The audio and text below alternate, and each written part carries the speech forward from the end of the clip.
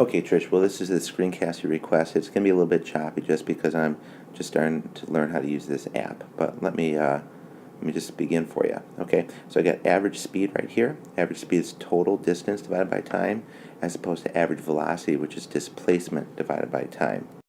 Remember that displacement is really just delta x, and delta x is x minus x naught. So you might have to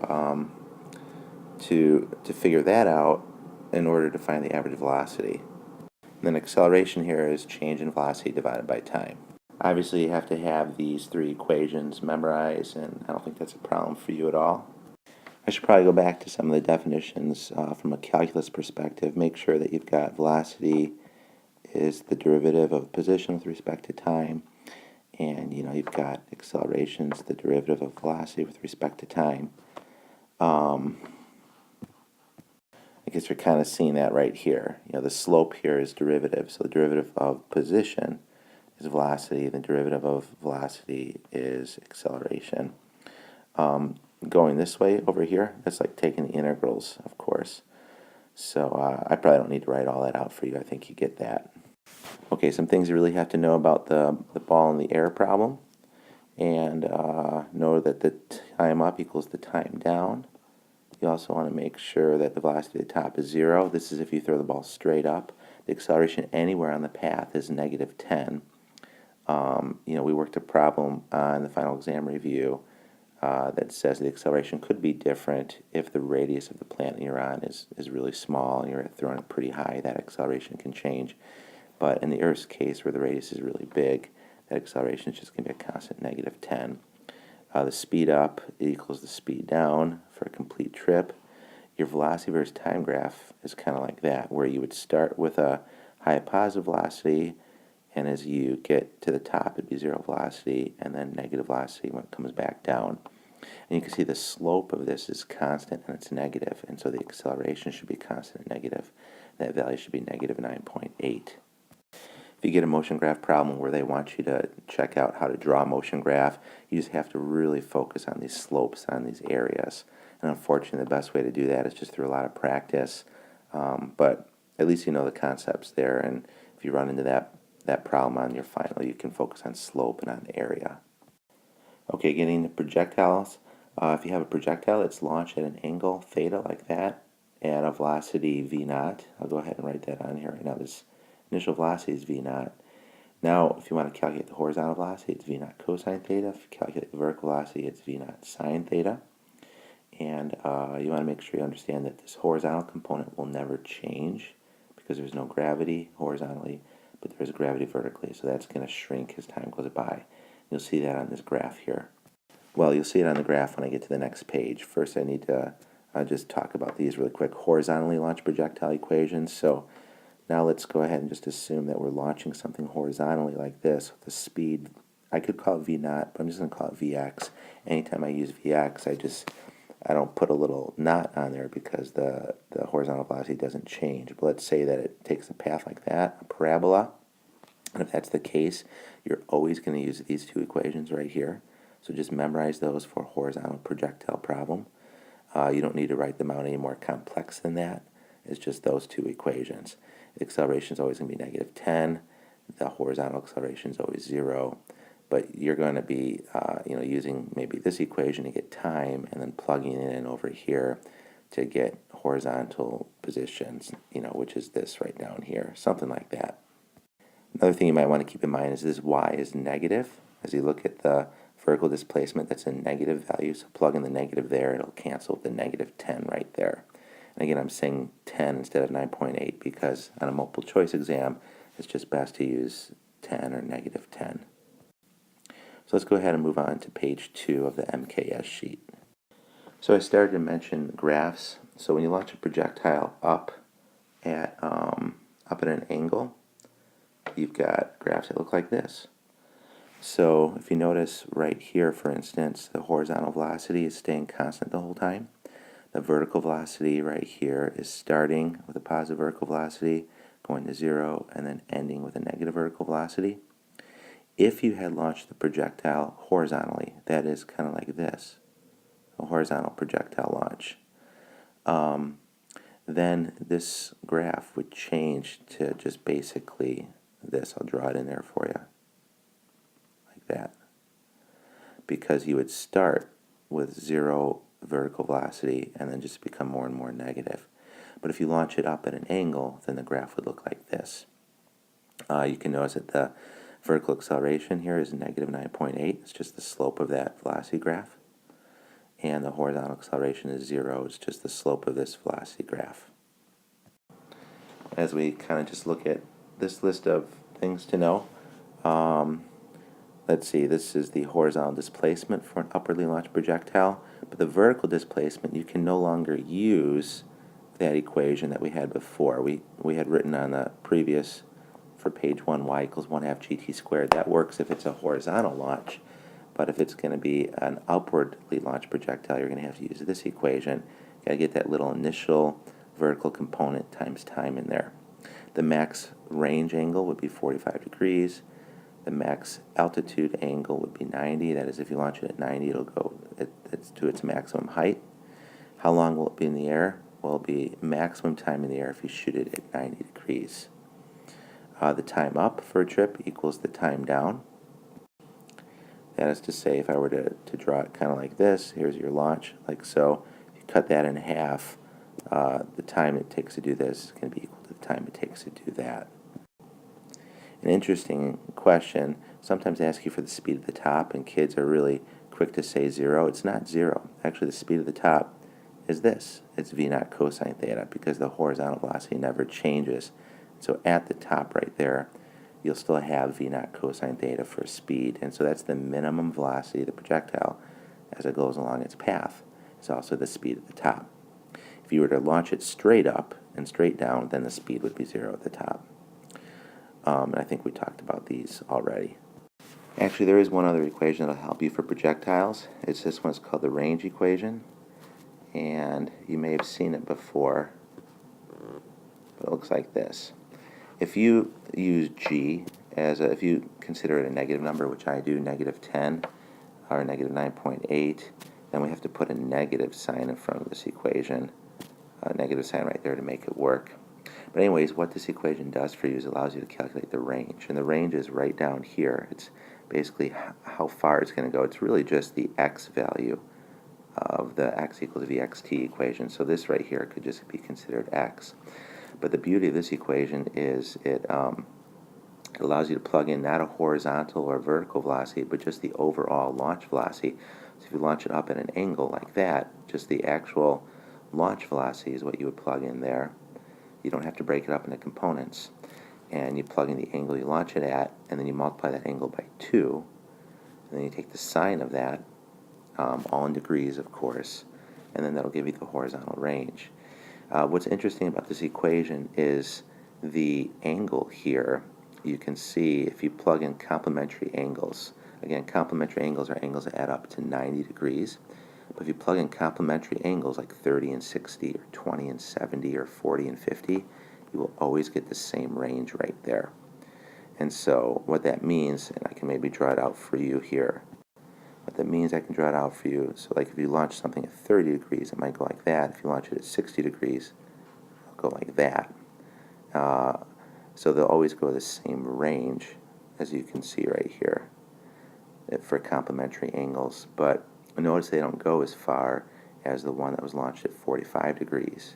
And that's because when you plug in 45 degrees here, you get 90, and the sine of 90 is 1. And so that's the maximum value of a sine function. So that's the maximum range you can get. Actually, one more thing I'm thinking about regarding projectiles is, sometimes in the calc-based physics course, even though this isn't a calculus thing, but sometimes they'll talk about projectiles launched from a cliff like this, and so it'll take a trajectory like that. Of course, in that situation, the time up does not equal the time down. The time up is right here, the time down is over here. There are different times. But you can find the time in the air by, by using, I guess probably the easiest way to do it is to use this equation right here. And what I would do is I would set the y a negative value. So if it's a 30-meter high cliff, it'd be negative 30. This would be your v naught sine theta, times t plus 1/2 negative 10 or negative 9.8 times t squared. And then you would take that and put it into quadratic form, like ax squared plus bx plus c equals 0. Then use the quadratic formula, and then you can solve the time. You'll get 2 roots for the time, but you'll keep the positive time, and that'll give you the total time in the air like that. So that's probably enough for projectiles. Let's move on to Newton's laws here. So you got Newton's 3 laws of motion. The first law, if the net force is 0, the acceleration is 0. One thing to look out for that is a lot of times problems will say an object's moving at constant velocity. And so if you hear or see constant velocity, what they're really saying, or what they're trying to tell you, is that the acceleration is 0. And if the acceleration is 0, then the net force is 0. So you're going to know that all the forces on the object are going to cancel, or they're going to add to 0. So that's an important thing when you see the word constant velocity. If the object is accelerating, you're always going to be using this, a equals f over m. We could write it like this, alternatively, of course, and do our work. But, and then you have Newton's third law. The force of object A on object B is equal to the opposite of the force of object B on object A. Weight is mg. What can I say if you don't know that? You're in trouble. Now down here at the bottom you can see normal force. And of course, the normal force is typically equal to the weight. Typically, like for instance, if I had a box drawn right here and it was sitting on the ground, and I drew the vectors, I would have, like weight right here, and then the normal force would be up. That's the n I use for normal force. But those things would be equal, okay? However, there are situations where the normal force is not equal to the weight, and that's what I mean when I say normal force subtleties like this. The normal force could be the weight plus or minus a little extra contribution. For instance, if I were to say, draw a finger kind of like this, and that finger were to go ahead and add an extra force downward to that block, I'm pushing down on it, what that's going to do is it's going to cause the normal force to have to go up to make this net force 0. And the normal force is going to have to be a little bit more, so it's going to be mg plus a little bit, however much I add. If you're bothered by the fact that it's plus and I'm actually pushing down, don't be. It's just, if you look at it like this, the sum of the force in the y direction, I could say it's going to be n minus mg minus that little push force, or I'll just call it Fy right now. And those add together to give 0. And you can see now, if I were to go ahead and move this over there and move this over there like so, I would have n equals mg plus Fy, and that's what we get right here. And so, by pushing down on that block, we're actually increasing the normal force a little bit. I could lift up on that block a little bit, and then we would decrease the normal force. It'd be mg minus Fy. Well, what if you're pushing at an angle or lifting at an angle? Well, then the normal force will be plus or minus F sine theta. So that's kind of what I mean by normal force subtleties. Okay, we can talk about friction here a little bit.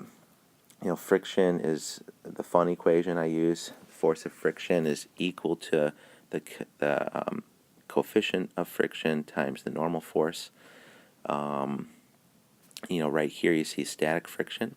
You got a little less than or equal to sign. And what that means is the force of static friction can be as much as mu Sn, or it can be any force below that. I'll give you an example of what I mean with that. Let's say that I had a box right here on the ground. It's just sitting there, and I went ahead and I wanted to push it. Okay, so I'm going to give it a little force this way.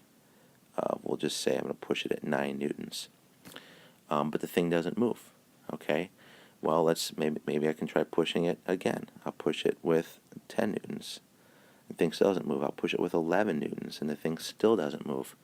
What we're finding out is that the force of static friction there is increasing, and it's going to keep on increasing to keep that thing at rest until we hit this maximum value, mu s times n. And so if I were to calculate mu s times n, that would be the maximum value of static friction I could have. And once I exceeded that value, then the block would go into motion, and then we'd be looking at this kinetic friction deal. So if they ask you to calculate static friction and you do mu s times n, that might not be the static friction. That's just the maximum static friction available.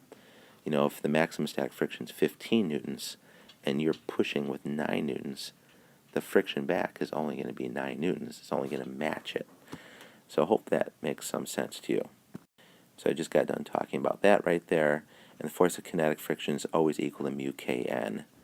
And it's independent of surface area. It's independent of velocity. In other words, it doesn't matter how fast you push it or what the surface area is. The force of friction is still going to be the same. It's just going to be equal to mu k times n. Okay? If you plot force of friction versus the normal force, the slope will always give you the coefficient of friction. The coefficient is a unitless number, of course. So that should take us to page 3. Let's take a look at that. So we got hills and inclines here. And the first thing you want to think about when you're looking at that is this trigonometric part right here. Oops, sorry about that. Right here. And so, you know, these angles are the same, of course. Drawing this triangle is hard for some people, but you've got your vector straight down. Then there's going to be a component that's going to be opposite the normal force, and then another component that's going to be parallel to the incline. So that's how you get your right triangle. If this is mg, this is going to be mg cosine theta. This will be mg sine theta. And the mg cosine theta component always cancels the normal force. So we know that the normal force is going to be equal to mg cosine theta. Friction, which is fun, is going to be mu times n. So mu times n right there. The force down the ramp here is going to be mg sine theta. So let me zoom out here for you a little bit, because there's a couple things I want to point out to you. You know, sometimes they ask the question, will this thing move? Oops, there, I'm still getting used to the screencast here. But will it move? And the answer is, well, you just want to check and see which one's bigger. Is mg sine theta right here winning, or is friction winning? So just flat out calculate it. Write this out and calculate mg sine theta and get a number. You know, maybe that number, just making this up here, but maybe the number is 13 newtons. And then go ahead and calculate mu mg cosine theta and see what the maximum friction is. And the maximum friction is 15 newtons. Well, then this block is not going to go anywhere. It's just going to stay there. However, if mg sine theta is bigger than mu mg cosine theta, then it's going to slide down. Okay? Acceleration down the ramp here, it says g sine theta. If you're wondering how in the world is that the case, well, you know, just think about this. I'm writing it out for you. Net force over mass is acceleration. And if I think about the net force being this right here, mg sine theta, let's pretend for a second that there was no friction, so this is gone. So then the only force, because this and this are going to cancel out, those two guys cancel, leaving only this now. And that force is mg sine theta. If you divide by mass, you get acceleration. Notice how the masses cancel. And so you're left with just g sine theta as your acceleration. That's what I have right down here.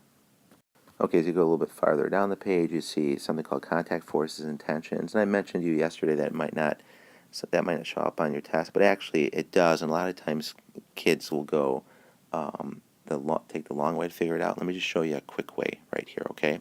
Let's say that you're pulling this block of this system of masses with a force F, and we want to know the acceleration. Well, first of all, acceleration is going to be equal to F over m, right? So really all you want to do is just take the force F and divide by the mass. So force F divided by the mass is 11. That's the acceleration. If I actually gave you a force right there, you can plug it in and calculate the acceleration. And that'd be the same acceleration for each of these masses. Now to find the tension in this rope and the tension in this rope, there's going to be more tension in this rope because this rope has to pull all this mass. This rope has to pull 7 kilograms of the original 11. So that's why we say tension 1 is 7/11ths of the original force. This string over here, tension 2, only has to pull this mass. It only has to pull 2 of the original 11 kilograms. So that's right, 2/11ths times F. So that's just a quick way of finding T1 and T2. Okay? It's the same thing here in contact forces. See, if you push on this system of masses, the acceleration is going to be F over 11 because the force is F and the mass is 11. But to find the contact force, in other words, right in this gap, the 2 pushes on the 5 this way. And then if you want to find out what that force that is, you go ahead and look at how much mass needs to be pushed still in that gap. There's 9 of the original 11 kilograms that need to be pushed. And so the force of 2 on 5 is 9/11ths times F to the right. Now by Newton's third law, if 2 pushes on 5, 5 will push on 2. So once you draw this line here and figure out that there are 9 of the 11 kilograms that still need to be pushed, and so the force is 9/11ths F, you know that the force back on the 2 is also 9/11ths, it's just to the left. Similarly, if you were to try and find the force in this gap, the 5 is going to push on the 4 to the right.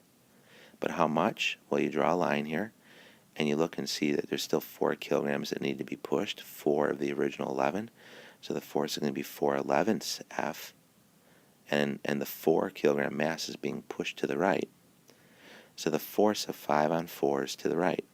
But what about the force of 4 on 5? Well, by Newton's third law, it's going to be equal and opposite, so it's going to be to the left, and still going to be 4/11ths F. So it's just some quick ways to get some answers if you don't want to draw all the free body diagrams on each block and do all the systems of equations, which would be killer. Okay, you've got your Atwood machine here, and it's just the simple situation where the disk here is massless, and there's no moment of inertia in this simple case. And of course there's no friction here either. So we would just say, hey, M2 is pulling here, M1 is pulling here, M2G is bigger than M1G, so M2G is winning the tug of war. And so what I'm going to do is I'm going to say, hey, I'm going to find the net force on the whole system divided by the mass of the whole system. And the net force on the whole system is going to be M2G right here minus M1G right here. So that's the net force on the whole system divided by the mass of the whole system. That gets you the acceleration of the whole system. Again, this is assuming that this pulley is massless and has no moment of inertia. If it does, we have to work in the rotational kinematics. If you want to find, if you want to go ahead and do this, you could circle one of those masses, and you can say, hey, I've got tension pulling up, and I've got M1G pulling down, and now you can write out an equation for that. I'm going to go ahead and do it in green here for you, right on the right, and what we have here is M2G, who is winning over tension. You see, M2G is bigger than tension because the mass is going downward, and so I could write this right here. M2G is beating tension. So I'm going to write an equation just for that one mass on the right, and that's how I get tension into this equation. So I have M2G minus tension. That's the net force on M2. I divide by M2, and I get the acceleration of M2. Okay? If I want to do it for this object right here, tension's winning because the object's going up. So I write tension first and minus M1G. That's the net force on M1. And then divide by M1 to get the acceleration. And these accelerations are the same because one guy's going up, one guy's going down. They have the same magnitude of acceleration, just different directions. And these equations are solving for the magnitude of the acceleration. And like I said, if there is mass here on that disk, we'd have to do it slightly different using some rotational kinematics. And then I would be thinking about torques and stuff like that. I'd be applying the torque equations.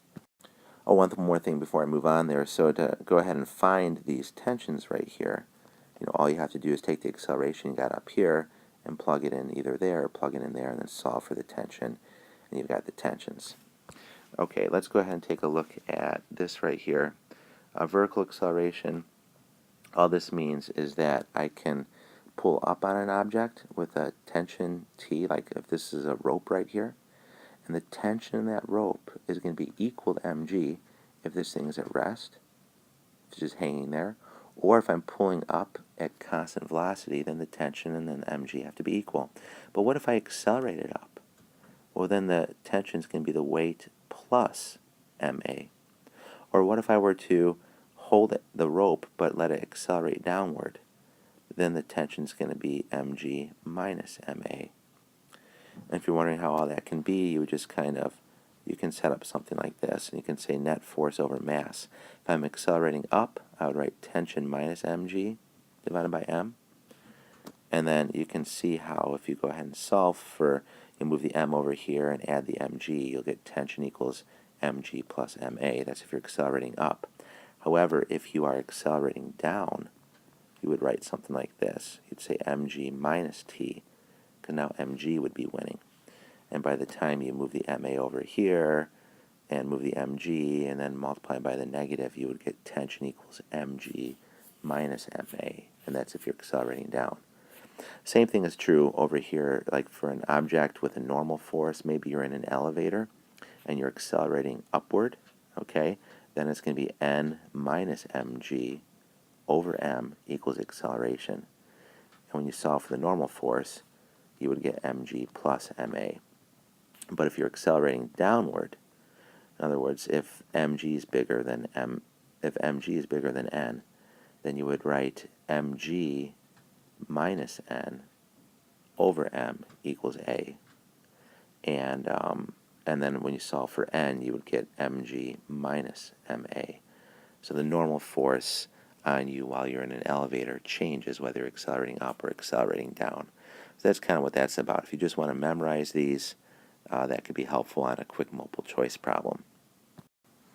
Okay, I'm on page 4 right now, and on page 4, let's check this out. Now we got this situation, this Atwood machine right here. And again, I'm doing a situation where the pulley does not have any mass. This is the simple situation. There's no moments of inertia. And this comes up often, but it may also come up on a test later with a moment of inertia. But let's just look at the simple situation first. Maybe just consider, will it move?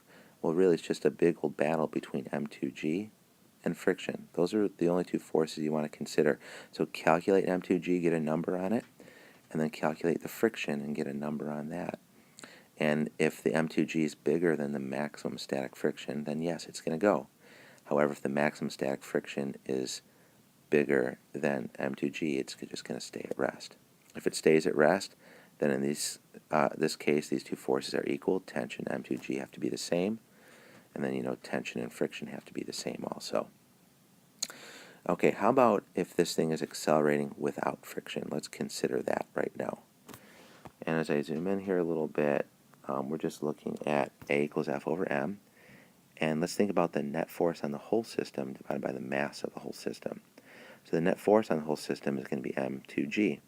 Forget about the tensions. They're just internal right now. As we consider the system as a whole, the net force is only M2G. If there was friction, it would be M2G minus friction. But we're assuming there's no friction right now. So the net force on the whole system is M2G. If you divide by the mass of the whole system, you get the acceleration of the whole system. There you go. If you want to find the tension in the string, what you would do is you would circle one of these objects. Okay, let's do this one first, and just consider the forces on it. The net force on this object would be T. We said there's no friction right now, so there's just tension. That's the net force on that mass. Then divide by that mass, and you have tension divided by M1. You get A. You can plug this A in right there, solve for T. You got the tension. Or you can circle this guy and say M2G minus T over M2 equals acceleration. That's what I'm doing right there. Then plug in your acceleration from before and solve and get tension. Well, what if there is friction? What would we do then? Well, if there is friction, it's more of the same, but you can see here, it's when you look at the whole system, it's going to be M2G. Here, let me show you. Oops, sorry about that. It's going to be M2G right here.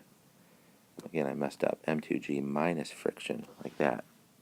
So that's why I'm doing this. M2G minus friction, net force on the whole system divided by the mass of the whole system gives acceleration. If you want to find the tension, look at this guy right here and just write out tension minus friction over M1. That's what I got right here. Tension minus friction over M1 equals A. Plug your A you got before down here and solve for tension. You got the tension. You can also do it from the other block, the one hanging over the end, and say M2G minus tension over M2 equals A. So that's how you deal with this problem. Again, if there is a moment of inertia of the pulley, then we'll have to do it with torques, and maybe we'll talk about that a little bit later. Okay, getting the circular motion here, just some basics. The velocity is always tangent to the circle. If you want to calculate the constant speed, again, when you're going in a circle, uniform circular motion, they call it. When you're going in a circle at constant speed, that speed is just going to be the distance divided by the time. This is the period, the time for one complete orbit. So that's how you find the speed, and again, the velocity is tangent at any point. The acceleration, there's an inward acceleration, always inward, and that's called the centripetal acceleration. It's equal to v squared over r. As long as it's not speeding up, the acceleration is always inward. If it is speeding up, well, then you also have a tangential acceleration to it. There's really no straight-out formula for tangential acceleration. You just have to kind of work it out. But back to the constant speed case, where it's going around at constant speed, your force is going to be always totally directed inward, and that's called the centripetal force, is equal to m times a, or mv squared over r. A lot of times friction is the centripetal force, so if you have a car going around a track, you do have a normal force and you have a weight. Those will cancel out, but then you have a friction that's directed inward. So we would say that the net inward force is equal to friction, which is mu times n, and mu times n, or mu mg, is your net inward force. We set that equal now to mv squared over r. You can see that the m's will cancel, leaving you with mu g equals v squared over r. If you solve for the maximum speed, you got the square root of rug, I call it, or the square root of r mu g. So that's how you get the maximum speed for a car going around a turn. You can also solve this equation for the minimum coefficient of friction needed for him to negotiate the turn. But that's how you deal with that. As you come over here, we've got vertical circles. Now gravity is an issue. So that is to say, as it's going around, tension's pulling down, weight's pulling down. So at the top, I have a Newton's law expression of tension plus weight, both inward, equals the net inward force equals mv squared over r. If you solve for tension, you would move this mg over here, and you see that the tension would be mv squared over r minus mg. So tension's always a little bit less at the top. But when you come to the bottom, you write tension is inward, mg is outward, so tension minus mg equals mv squared over r. And if you add the mg to this side, you'll have mv squared over r plus mg, so you know the tension's a little bit greater always at the bottom. To find the minimum speed needed for this thing to go through the loop, you want to notice that at the top, tension always goes to 0. So we'd have tension plus mg is our top equation, but then we're going to get rid of t. We're going to just go ahead and cancel that out. And then we'll just have, at that point, mg equals mv squared over r, cancel the m's, and the minimum speed is going to be equal to the square root of g, like that. And that's the minimum speed needed to make it through the loop. If it's not a string attached to this rock, then it could just be a car on a roller coaster track, and then instead of tensions we use normal forces, but you just plug in n here, you plug in n here, and for the minimum speed, yeah, the normal force would go to 0, and we'd still get the same equation. Okay, a little bit to the right on the page, or at the bottom right, is the universal law of gravitation. If you double one mass, you'll double the force. If you double two masses, you'll quadruple the force.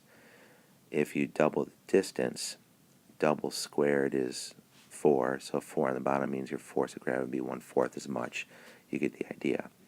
The acceleration due to gravity is derived from this equation because the force of gravity between two masses is really kind of equal to the weight. Like, for instance, if this is the mass of the Earth and this is the mass of you, then the force of gravity is your weight. And we can write weight as mg. You can cancel out these little masses, and you're left with g equals big G times the mass of the planet divided by the radius of the planet squared. That's how you calculate the acceleration of gravity of a planet. So if you double the mass of the planet, the acceleration due to gravity will be doubled. If you double the radius of the planet, a double squared is 4. The acceleration due to gravity will be 1/4 as much. Or if you take the radius and cut the radius in half, make the planet half as big, 1/2 squared is 1/4 on the bottom, which will make this 4 times more, 4 times the acceleration due to gravity. If gravity is the centripetal force, what you want to do is just set the gravity equal to mv squared over r. You can cancel the m's, and you can get all sorts of interesting relationships with that. One thing I want to point out to you here is that the speed, which is equal to 2 pi r over the period, you can plug that in for v, and you can square it and cancel out these little m's, and you can get all sorts of relationships involving Kepler's laws. For instance, I'm not going to work through the whole problem, but if you were to plug that in and then do some canceling and some rearranging, what you would see is that t squared would be proportional to r cubed. In other words, if I wrote out period of one planet squared divided by the period of another planet squared, I could set it equal to the radius of the first planet cubed divided by the radius of the second planet cubed, and I can go ahead and use this relationship, which is basically Kepler's third law, and I can plug in one period, one radius, the second radius, and I can solve for the second period. So that's kind of Kepler's third law right there, derived from this. Okay, I just went ahead and switched to page 5 here, and we're looking at torque right now. And torque, of course, is going to be force times lever arm, or force times distance, and that's perpendicular. If it's in equilibrium, if it's not rotating, or if it's rotating at constant velocity, we would say the sum of the torques has to equal 0. You can kind of see what we're doing there, so I think you get the idea of torque. Let's go ahead and move to some energy stuff. Let's see. Work is force times distance, cosine theta, kinetic energy, potential energy of a spring. Work is the change in energy, so it could be the change in kinetic energy, it could be the change in potential energy. You got to know that. This is the conservation of mechanical energy. If there is, here, let me see if it's down there. It's not, so let me write it in for you. If there's heat, what we're going to want to do is we're going to want to add the work done by friction, like that. So if heat is created, in other words, if there's friction, then you're going to have to account for that, and you would put it on that side of the equation. The work done by friction is mu times the normal force times d, and that can go right there. Oh, I'm sorry, I got that right here. Missed that. Okay, power is work divided by time, but of course work is change in energy. So you could have change in kinetic energy divided by time, or change in potential energy divided by time. You got the power. Power is measured in watts. Remember that a watt is going to be a joule per second, like that. And a joule is a kilogram meter per meter squared per second squared. That's a joule. And if you divide by seconds, you get kilogram meter squared per seconds cubed, which is what a watt is. This is a really great equation, right? How power equals force times velocity. If something's moving at a nice constant velocity, you can use this and just plug in the velocity times the force, and you get the power. Showed up a lot in the algebra-based physics. I don't know if it shows up much in the calculus-based physics, but we talked a lot about efficiency. It's just the energy out divided by the energy in. If you were to look at a graph, a force versus displacement graph here, the area is equal to the work. And so, I could write that out for you, something like this. There you go, just wrote it out. And so this is, your area, of course, is the integral. And, the displacement could be in terms of r or x. We could write dx right here. It doesn't matter. But if you integrate the force over the displacement, you'll get the work done. So now you've got momentum is mass times velocity. Impulse is force times time. Impulse is equal to change momentum. Impulse equals change momentum there. Just use that a lot. A lot of times they'll give you mass and time and force and ask you to find change in velocity. Inelastic collisions, those are hidden sticks. Kinetic energy is not conserved. You should memorize that. But in elastic collisions, the kinetic energy is conserved. So here's our hit and bounce collision. Here's our hit and stick collision. Explosion, one object explodes into two parts. And if the object was at rest, then the MV here would be 0. You can see that. But if it's not at rest, if it's a kid on a skateboard, it'd be MVI, and then he might jump off into two pieces. So he goes one way, the skateboard goes the other way. And just remember, the center of mass of a system of masses stays constant. So in other words, If the center of mass is at rest, it'll stay at rest during the explosion. If the center of mass is moving, it'll continue moving during the explosion, just the way it was going before. If you look over here on a force versus time graph, the area is going to be the impulse. So if I were to write that out, I would have the force function integrated over the time would give the impulse. And of course that's also equal to change in momentum. So we can take this away and write change momentum. So that's an important thing for you to know. Ballistic pendulum, just a couple things about that.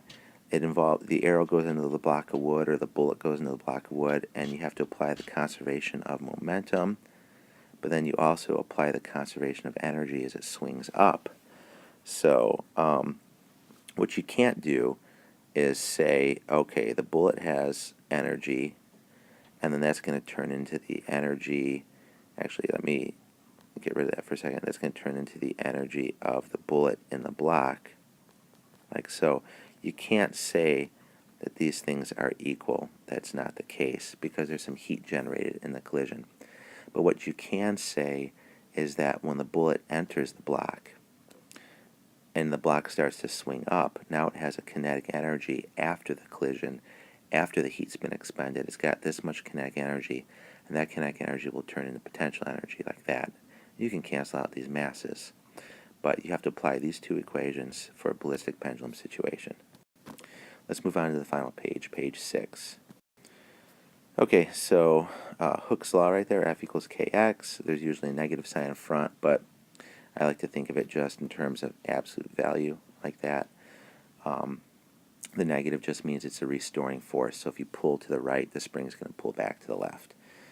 If you hang it here like that, then the force can be equal to the weight. And so you can plug in the weight, divide by the stretch, and you'll get the spring constant. If you graph it, force versus the stretch, the slope will always be k. That's what we get from this equation. The units of k are going to be newtons per meter, so remember that. Potential energy stored in a spring is 1/2 kx squared. If you take a spring like this and you let it oscillate back and forth like so, it's going to make this graph. If you start it right here and let go, it's going to start at A. It's going to be a cosine graph. If you were to have it in the middle and just give it a hit to the right like that, it would start here and go like this, and then it would be a sine graph. But a lot of times you start it right at A and just let go. As you let go, it goes back and forth, back and forth, back and forth. This equation right here will allow you to calculate where it's at. It'll give you the position at any time. This is t, time. And you plug in any time you want, you'll get the position. F is the frequency. F is related to this. You see, F is 1 over the period, and the period's 2 pi root m over k. So if you plug that in, multiply by the time, multiply by pi, multiply by 2, and this whole thing should be in radians now when you take the cosine. Then you multiply by the amplitude, and you'll find the position at any given time. Okay? So that's what that equation does for you. This is just a conceptual thing. The displacement is going to be a maximum at the ends here, but the displacement is going to be a minimum at 0. The force is going to be a maximum at the ends, because that's where it has the most stretch, but it's going to be a minimum at 0. The acceleration is going to be a maximum wherever the force is a maximum. The acceleration is going to be a minimum right here. Potential energy is going to be a maximum at the ends, because it's stretched out a lot. No potential energy at 0. And the kinetic energy is going to be a maximum right at 0 where it's traveling the fastest, but the kinetic energy is going to be a minimum out here. Okay? You can apply the law of conservation of energy to that spring system, and that's how you would do it. If you're talking about, let me see, down here, yeah, we could say that the total energy of that mass on the spring stays constant. The potential energy, when it's out at A, it would go down until it gets to 0, and then when it goes to negative A, the potential energy go up again. And the kinetic energy is just doing the reverse, like that. As far as thinking about a pendulum, which is related to a mass on a spring, because they're both simple harmonic, the period of a pendulum is that. The frequency is 1 over time. We can do, apply conservation of energy to a pendulum as it swings. If the length of the pendulum is L and you pull it to the side, and this is L, if you pull it at an angle theta, just understand you're pulling it up a height of L minus L cosine theta right here. Just a little triangle. This is L, this is theta, this is L cosine theta. So you could take this total length and minus L cosine theta and get the height. And that height becomes important because you plug it in right there or right there to find changes in potential energy and kinetic energy, stuff like that. Oh yeah, and then here at the bottom you can see specific gravity and density and pressure that's not on your test. So that's it for mechanics. There were just a few other calculus ideas I should probably touch base on for you really quick. So let me take a look at those for you. So this was one of them right here. And if you have a potential energy function and if you differentiate it with respect to the position or to the distance or to the radius, if you differentiate it and make it negative, you will have the force function. And so if they give you potential energy and they're asking for force, just differentiate it, throw a negative sign in front. You can see that we might also have to integrate that too. So for instance, if I were to, let me think about this. If I wanted to find the potential energy function, I can integrate both sides, right? And, well, I guess really what I should do first is put this up here like so, but then I would integrate it. And then what I would have is U would be equal to the integral of f dr, like so. And yeah, there's a negative sign in there. We can just move that negative sign to the other side if we wanted to. But now you can find the potential energy if you're given the force. And that happens, like one case of that would be like the force of gravity. Let's just consider that real quick. And let me write in that. So the force of gravity is G m over r squared. And if I were to integrate that, I would find the potential energy. And so when we integrate this, I think if I remember it correctly, what you're going to get is potential energy is going to be negative G m over r. And so this is the potential energy function. And, a lot of times we think of potential energy as being mgh, like that. Well, that's good if you're near the surface of the Earth the whole time. But if you're getting to heights way above the surface of the Earth, where the radius is actually significant, where the height is significant compared to the radius, well, then you have to consider this. You might go ahead and go to a height above the Earth. Let me just draw it out for you right here. Here's the Earth. Here's the radius r. But what if you go all the way, if you lift your ball here all the way up to here, and now you're at a distance of 2r, you've just doubled that radius. Well, now we just cut our potential energy in half. And it's weird to think as you raise something up, it's less potential energy, but, this is going to be 1/2 now as much because the 2 is on the bottom, but there's a negative. And it gets really kind of freaky the way you talk about potential energy in terms of negatives and stuff. But that's the calculus side to it. And then also there was some calculus too that we want to talk about in terms of simple harmonic motion. So what we got here is acceleration is negative omega squared x. And actually this isn't calculus. This is just some things tidbits you'll want to remember when you're trying to get some quick solutions to some simple harmonic motion things.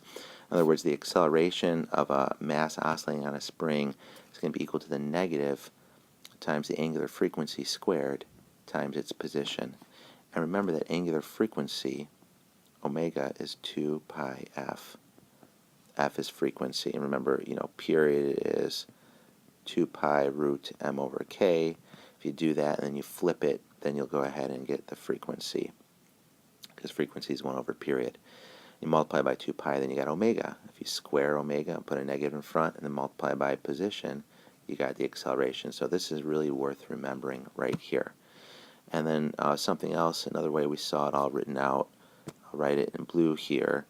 We had, let me think, we had omega squared. And if you just plug in A, you'll find that what you're finding here is the maximum acceleration when an object's oscillating in simple harmonic motion.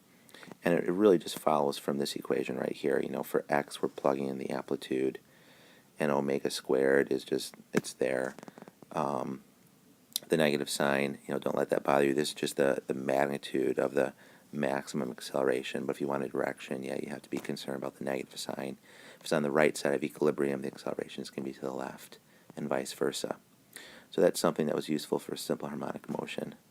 And the very last thing I can think of that's not on my review sheets are just these moments of inertia. You know, remember, moment of inertia is basically mr squared. That's how you calculate it. But it's really the sum of the mr squareds, or it's like you have to take the integral, and so it look like this: r squared dm equals I. And actually, I just got a message that my storage is almost full on my iPad, so I'm going to have to stop here. But that should be it. I'll go ahead and try and upload this to YouTube, and good luck to you. Actually, hold on. I'm just going to try and squeeze in just a couple more things. Don't forget about the sphere. You know, 2/3 mr squared. It could be either hollow or solid. If it's solid, it's going to have less of a moment of inertia. If it's hollow, it's going to have more of a moment of inertia. And, you know, for the disk, we're going to have mr squared. If it's a hoop, I should say mr squared. If it's a disk, a solid disk, we'd say 1/2 mr squared. Okay, that's for sure it now. Good luck. Adios. See you later.